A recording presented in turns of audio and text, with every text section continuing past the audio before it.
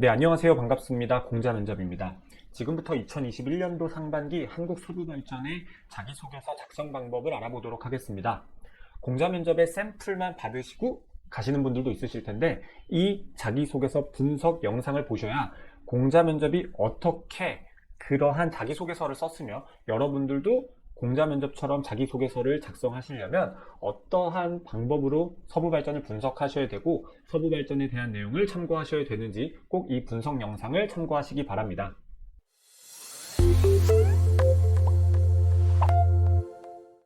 1번 문항입니다. 한국 서부발전이 세계 최고의 종합에너지 기업으로 성장하기 위해 나아갈 방향과 본인이 기여할 수 있는 방법에 대해서 작성하시는 문항입니다. 1번과 4번 문항이 한국 서부발전 자기소개서 문항 중에 가장 어렵고 난이도가 있는 문항이라고 생각하시면 될 것 같고요. 따라서 1번 문항에서 어떻게 한국 서부발전을 분석했고 그 내용을 어떻게 자기소개서에 옮겼는지에 대해서 말씀을 드리도록 하겠습니다. 실제 자기소개서의 경우에는 댓글에 여러분들의 메일 주소 남겨주시고 해당 영상 좋아요 그리고 공자면접 유튜브 구독 눌러주시면 공자면접 샘플을 보내드리도록 할 테니까요. 참고해 주시기 바랍니다. 그러면 1번 문항 서부발전 어떻게 세계 최고의 종합에너지 기업으로 나아가야 될지 그리고 나는 이 부분에 있어서 어떤 부분을 기여할 수 있을지 살펴보도록 하겠습니다. 먼저 문항에 대한 설명입니다. 말씀드렸다시피 4번 문항과 함께 가장 어렵고 많은 분들께서 좀 작성하기 상당히 좀 까다롭다라고 생각하실 문항입니다. 이 부분에서 가장 중요한 점은 여기 이제 적어 놓은 것처럼요. 기관의 신년사, 그리고 기관의 상위부처, 주무부처의 업무계획, 그리고 이 지속가능 경영보고서를 보시면서 서부발전이 현재 어떻게 미래를 향해 나아가고 있는지 이 부분을 중점적으로 찾아보시는 게 중요합니다. 그래서 공자면접은 어떻게 했느냐? 서부발전의 블로그에 들어가시면요. 이렇게 한국서부발전 김병숙 사장님의 2021년도 신년사가 나와 있습니다. 서부발전에 대해서 어떻게 2020년도 운영을 하셨고 2021년도 어떤 부분에 중점을 두실지 설명이 되어 있습니다. 구미 복합발전사업 허가 취득과 공주 여수 등 신규 복합사업의 본격 추진, 그래서 전국 단위 사업소 시대 서막을 알리고 미션과 비전도 새롭게 정립을 하셨다라고 합니다. 새해에는 한국형 가스터빈을 적용한 김포열병합의 본격적인 건설, 추가적으로 태안화력 대체 복합사업, 주력사업 분야의 중장기적 체질 개선과 공공기관으로서 사회적 책임 이행을 강하게 요구하는 대외 여건이 심화된다. 따라서 그린 뉴딜 정책을 매개로 2050년 탄소 중립을 향한 국가 전략이 본격적으로 추진될 것이기 때문에 서부발전은 이에 적응해야 되고 이에 새로운 미래를 향해 나아가야 된다라는 내용이겠죠. 따라서 석탄 화력은 과감한 감축이 불가피하고 화석연료 기반 발전 사업의 성장 가능성은 점차 희박해진다. 그래서 서부발전은 이러한 구조적인 전환에 철저하게 대비해야 된다라는 내용이고요. 다음으로 그래서 신성장 사업으로 나아가야 된다. 창사 이래 최대의 신재생 설비 확보, 북유럽 등 선진 시장으로 해외 사업의 영역 확장, 신재생과 해외 사업의 진정한 수익 창출원, 이런 부분을 신년사에서 사장님이 강조를 하셨습니다. 그러면 서부발전 어떻게 앞으로 나아가야 되는지에 대해서 힌트를 얻을 수가 있겠죠. 이 부분을 저는 지속적으로 깊게 파고 들었습니다. 다음으로 두 번째 인터뷰가 있습니다. 이 대한경제라는 매체에서 나온 3년 임기 마치는 한국서부발전 김병숙 사장 1월 21일 인터뷰한 내용입니다. 이 내용을 보시면 어떤 내용들이 나와 있느냐, 여러분들이 이 해당 인터뷰 기사의 경우에는 포털 사이트에 검색하시면 나오는데요. 어떤 내용이 나와 있냐? 기자재 국산화와 관련된 내용이 나와 있습니다. 서부발전은 연간 200억 원 규모의 기자재를 외국에서 조달했다라고 합니다. 이게 문제가 되는 건 비용도 문제이지만 전력을 생산하지 못하게 되는 경우가 또 발생할 수 있다라고 생각을 하셨기 때문에 이 서부발전 사장님께서는 발전 기자재 부분이라도 국산화를 하고 싶다라고 생각을 하셔서 취임하자마자 국산화부라는 부서를 신설하고 발전소 최초로 발전 기자재를 국산화하는 이 부서를 만드셨다고 해요. 그래서 2030년까지 국산화율을 90% 수준으로 끌어올리기 위한 로드맵을 세우고 직원들을 독려하셨다라고 합니다. 이것도 서부발전의 미래 방향 중에 하나라고 볼 수 있겠죠. 또 이제 두 번째로 새롭게 또 제가 본 자료 중에 하나는 방금 말씀드렸었던 이런 주무부처의 자료였는데요. 어떤 자료냐면 제4차 에너지기술개발계획이라는 산업자원통상부에서 배포한 자료입니다. 산업자원통상부 홈페이지 가시면 해당 자료를 찾아보실 수가 있고요. 이 자료를 통해서 살펴보았었던 내용은 서부발전의 경우 화력기업이다 보니까 컨트롤 F로 화력이라는 키워드를 검색을 했습니다. 그래서 여기 보시면 아시다시피 청정화력이라는 부분, 청정화력기술개발, 청정화력 계속 나오고 있죠. 석탄 화력 발전을 어떻게 점차 줄여 나갈 것인지 이런 내용이 나와 있었습니다. 하지만 저는 이제 제가 기술직도 아니었고 문서의 경우에는 에너지 기술 쪽에 조금 포커스가 맞춰져 있었던 자료였기 때문에 저는 이 자료에서 무언가 의미를 도출해내지는 못했습니다. 하지만 여러분들 지원하시는 직렬과 관련해서 해당 분야에서 충분히 도출해내실 수 있는 방향성이 있다고 한다면 해당 자료를 당연히 참고하실 수도 있겠죠. 다음으로 제가 또 본 것은 한국서부발전 홈페이지에 나와 있는 지속가능경영 보고서라는 자료입니다. 서부발전 홈페이지에 들어가시면 이 지속가능경영 보고서라는 자료를 찾아보실 수 있을 건데요. 여기서 보시면 이 CEO 메시지를 우선적으로 보았습니다. 앞에서 말씀드린 것처럼 정부의 혹은 세계 각국의 이러한 친환경 에너지, 신재생 에너지를 향한 이런 방향성 때문에 서부발전 CEO 메시지에서도 그런 내용이 나와 있습니다. 두 번째 꼭지에 친환경 에너지 사업을 선도하겠습니다. 신재생 에너지 3025 로드맵을 수립해서 태양광, 풍력 이러한 신재생 에너지 확대와 경쟁력 확보를 하겠다라고 나와 있으며 가장 강조점이 찍혀있는 부분은 수소 생산 사업화 기반을 확보해서 친환경 수소 에너지 개발을 선도하겠다라는 내용을 저는 가장 좀 눈여겨서 보았습니다. 친환경, 신재생 에너지 다양한 분야가 있는데 서부발전은 이 수소 에너지에 가장 중점을 두고 있구나. 그래서 뒤쪽 내용을 보시면 서부발전 사장님의 인터뷰 중에도 새롭게 미션과 비전을 설립했다라는 내용을 확인하실 수 있었는데 왜 미션, 비전을 새로 설립했는지에 대한 부분을 충분히 추측해 볼 수 있을 것 같아요. 왜 그랬냐?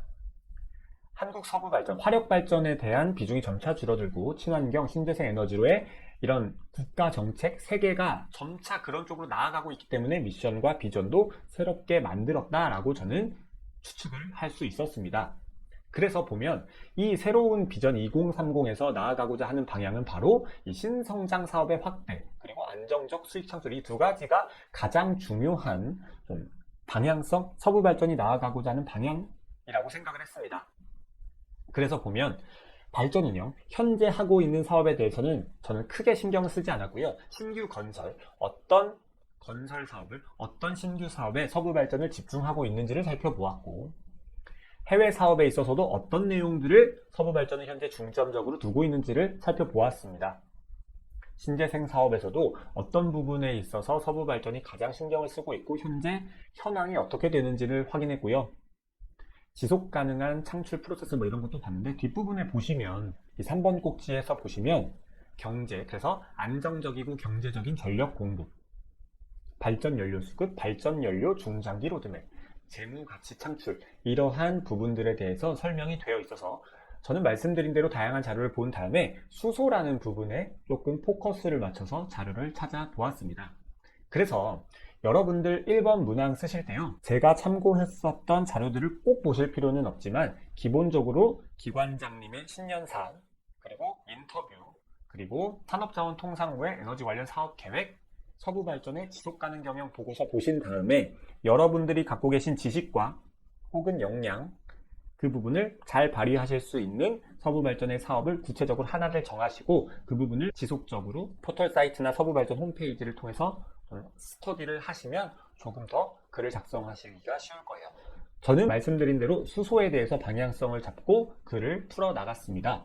그래서 이 우측에 보시면 서부발전 수소 사업의 틀을 바꿨다, 서부발전 수소에 대한 부분을 포털 사이트에 검색을 하는 이런 내용이 나왔습니다. 서부발전, 이것도 2021년도 1월 4일에 나온 기사입니다. 서부발전이 수소와 관련해서 어떤 사업을 추진하고 있는지를 살펴보았는데요. 이 기사에 나와 있는 내용을 간략하게 말씀을 드리면 IGCC라는 우리말로 석탄가스와 복합발전이라는 사업을 서부발전이 추진하고 있고 국내에서 유일하게 IGCC를 건설하고 운영하고 있으며 이와 관련해서 지속적인 기술 개발을 서부발전이 하고 있다고 합니다. 그래서 정부의 수소경제 정책하고도 연계해서 이 사업을 추진하고 있다고 하고요. 이 사업은 차세대 에너지로 주목받는 수소경제 확산에도 기여할 수 있다고 나와 있으며 합성가스에 포함된 수소를 추출하고 일산화탄소를 수소로 전환해서 대용량의 수소를 생산할 수 있다고 합니다. 그리고 추가적으로 해양 바이오 수소 생산 기술에 대해서도 서부발전이 하고 있는 내용을 잘 설명이 되어 있는 이 기사를 보며 서부발전의 사업 방향성을 기술하고 그에 대한 저의 역량을 한번 작성을 해봤습니다. 중요 포인트 말씀드린 대로 서부발전은 어떤 미래 방향을 향해 나아가고 있는지, 그리고 나는 어떠한 점을 기여할 수 있는지를 찾으셔야 됩니다. 1-1번을 저는 가장 작성하는데 오랜 시간이 걸렸습니다. 왜냐? 이 서부발전의 방향성을 알아야 1-2번과 4번 문항을 쓰는데 참고를 할 수 있었기 때문입니다. 그래서 1-1번 350자밖에 되지 않는 자기소개서였지만 1-1번을 쓰는데 가장 많은 시간을 할애했고요. 쓰고 수정하고의 과정을 가장 많이 거쳤습니다. 그래서 여러분들께 소재를 추천을 드리면 기술직 분들이라고 한다면 갖고 계신 전공 지식이나 실무 지식을 활용해서 서부발전이 하고 있는 정책 추진에 어떠한 부분을 기여할 수 있는지를 찾아보시기 바랍니다. 사무직 분들이시라면 기술적인 부분이라는 게 무엇이냐? 지식이나 태도가 아니라 데이터 관리, 문서 작성, 사업 기획과 같은 이런 기술적인 부분을 활용해서 서부발전의 정책 추진에 어떠한 부분을 본인이 지원하거나 서포트할 수 있는지를 찾으셨으면 좋겠어요. 그래서 공자 면접이 제공해드리는 샘플 자료에서는 협업 능력을 언급을 해드렸는데 굳이 모든 분들이 협업 능력을 어필하실 필요는 없지만 갖고 계신 본인의 역량을 활용할 수 있는 서부발전의 사업을 찾아서 작성하시기 바랍니다. 이 1-1번을 쓰실 때 가장 시간을 많이 쓰시는 게 맞는 것 같고요. 1-1번에서 서부발전에 대한 내용을 충분히 고민하시면 1-2번과 4번 문항을 쓰실 때 충분히 참고가 되실 거라고 생각을 합니다. 그래서 1번 문항을 설명을 드리는데 가장 많은 시간을 좀 할애해서 말씀을 드렸고요. 2번과 3번 문항은 여러분들의 경험을 쓰시는 문항이기 때문에 간략하게만 짚고 넘어가도록 하겠습니다. 2번 문항, 기존 방식이나 현상에 문제의식 갖고 새로운 방식으로 시도해서 성과를 낸 경험을 쓰시는 겁니다. 문제 해결 능력을 요구하는 문항이고요. 기본적으로 사람은 변화를 그렇게 좋아하진 않습니다. 그래서 관습이나 관례라는 말로 기존에 해왔던 행동이 좋은지 나쁜지를 평가하지 않고 무의식적으로 반복하는 경우가 많이 있죠.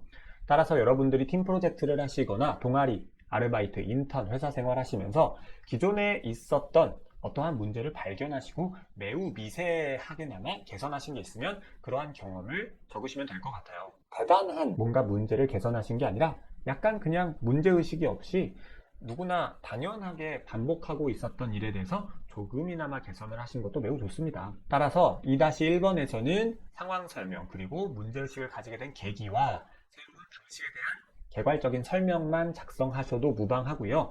2-2번에서는 새로운 방식을 시도함에 있어서 겪으셨던 어려움이 어떤 게 있었으며 그것들을 해결하기 위해서 구체적으로 어떤 노력을 하셨는지 본인의 행동을 가장 구체적으로 서술해 주시면서 자소서를 풀어가시면 될 것 같습니다. 3번 문항입니다. 조직 또는 팀의 구성원으로서 팀원 간의 갈등을 해소하고 협력하는 분위기를 조성했었던 소위 말해 의사소통 혹은 대인관계 능력을 물어보는 경험이다 라고 생각을 해주시면 될 것 같아요. 대학생활이나 회사생활 하시면서 분명히 조직이나 팀으로서 활동하신 것 있으실 것 같습니다. 팀 프로젝트, 공모전, 아르바이트, 대외활동, 그 다음에 인턴 동기들, 인턴으로서 속한 부서 혹은 회사생활 하시면서 분명히 부원과 팀원들하고 약간 애매한 혹은 약간 내적으로 불편한 이런 갈등이 분명히 있었을 거라고 생각을 합니다.